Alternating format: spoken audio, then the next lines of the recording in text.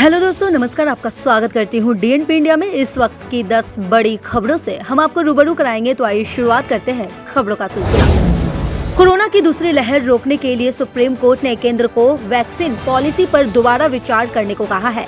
केंद्र अभी खुद 50% वैक्सीन खरीदता है, बाकी 50% वैक्सीन का निर्माता कंपनी सीधे राज्यों और निजी संस्थानों को बेच सकती है। Justice DY Chandrachud, justice L Nageswara Rao और जस्टिस एस रविंद्र भट्ट ने कहा है कि ये संविधान में दिए गए जनता के जीने के अधिकार, जिसमें स्वास्थ्य का अधिकार जुड़ा है, उसे साफ तौर पर नुकसान पहुंचा रहा है।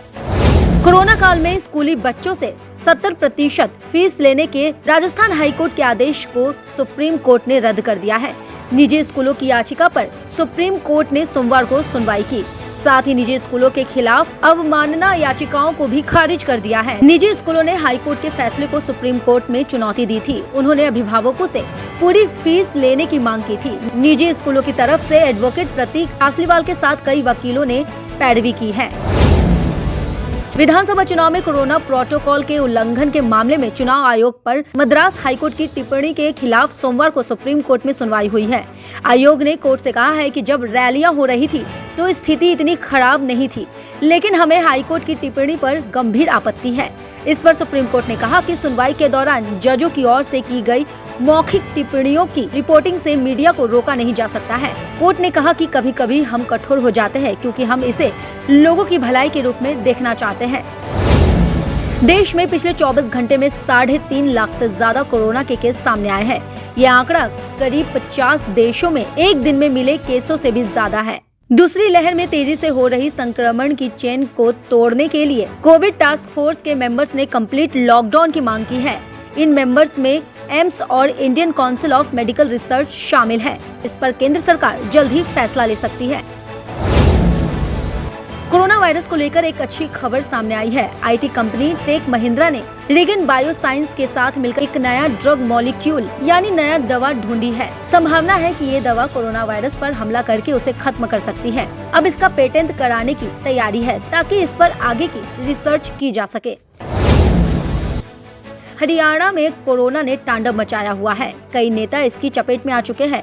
इसी महामारी के कारण सोमवार को जन नायक जनता पार्टी के वरिष्ठ नेता दयानंद कुंडू का निधन हो गया है। दयानंद कुंडू पार्टी की राष्ट्रीय कार्यकारिणी के सदस्य थे और पिछले विधानसभा चुनाव में सफीदो हल्के उम्मीदवार भी रहे हैं।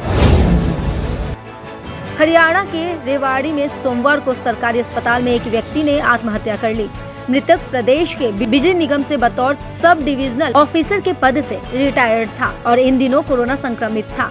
वहीं आज सुबह उसने तीसरी मंजिल से खिड़की से कूदकर नीचे गिरते ही दम तोड़ दिया। पश्चिम बंगाल में एक बार फिर से ममता की सरकार बनने के बाद उनके सलाहकार प्रशांत किशोर की चर्चा हर तरफ हो रही है, क्योंकि प्रशांत किशोर ने संन्यास का ऐलान कर दिया है।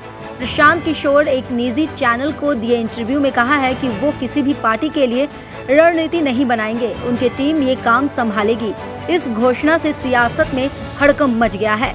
पंजाब के मुख्यमंत्री कैप्टन अमरिंदर सिंह के लिए ये घोषणा एक तगड़ा झटका है, क्योंकि उन्होंने पंजाब विधानसभा चुनाव 2022 के लिए प्रशांत किशोर को अपना राजनीतिक रणनीतिकार नियुक्त किया हुआ है। पश्चिम बंगाल में टीएमसी की जीत को लेकर विरोधी दलों में जश्न का माहौल तो है। बिहार में सत्तारूढ़ दल जेडीयू में भी इसकी खुशी है। जेडीयू की खुशी दबाए नहीं दब रही। भले जेडीयू के पुराने नेताओं ने इस पर बोलने से परहेज किया है, लेकिन दल में नए आए पुराने साथी उपेंद्र कुशवाहा ने अपनी खुशी का इजहार कर ही दिया है।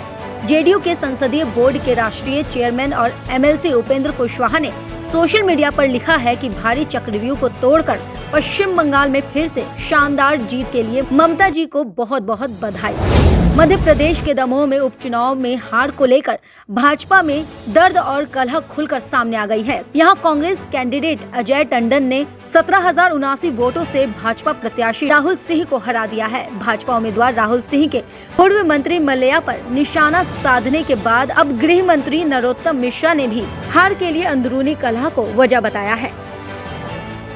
खबरों की और जानकारी के लिए देखते रहिए डीएनपी इंडिया। तब तक के लिए नमस्कार।